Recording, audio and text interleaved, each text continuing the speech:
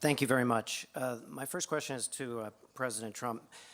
Mr. President, you've spent the last 2 days reaffirming the U.S.-Japan alliance, and you've begun sketching out this vision of a free and open Indo-Pacific. But in 2 days, you're going to travel to China, a country that is neither free nor open. So my question is, how can the U.S. be a force for freedom and openness in this region without inevitably coming into conflict with China?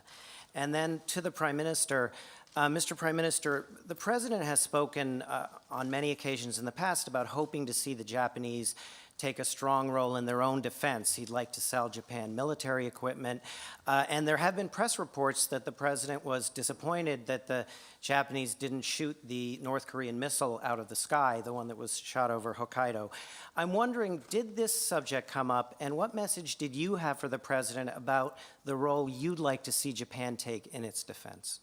Thank you, Mark. I will say, if I could just take a piece of the Prime Minister's answer, he will shoot them out of the sky when he completes the purchase of lots of additional military equipment from the United States. He will easily shoot them out of the sky, just like we shot something out of the sky the other day in Saudi Arabia, as you saw.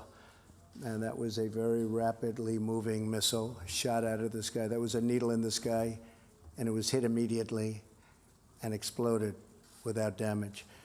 So one of the things I think that's very important is that the Prime Minister of Japan is going to be purchasing massive amounts of military equipment, as he should. And we make the best military equipment by far. We'll be purchasing it from the United States, whether it's the F-35 fighter, which is the greatest in the world, total stealth, or whether it's missiles of many different kinds. It's a lot of jobs for us and a lot of safety for Japan and other countries that are likewise purchasing a lot of military equipment from us that, frankly, a year ago and 2 years ago were not. As far as China is concerned, my relationship, as you know, with President Xi is also excellent. I like him a lot. I consider him a friend. He considers me a friend. With that being said, he represents China. I represent the United States.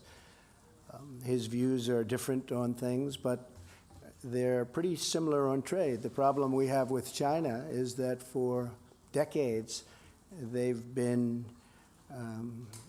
it's been a very unfair, let me be very kind to previous administrations. It's been a very unfair trade situation. Our trade deficit is massive. It's hundreds of billions of dollars a year, anywhere from $350 billion to $504 billion, and that doesn't include intellectual property.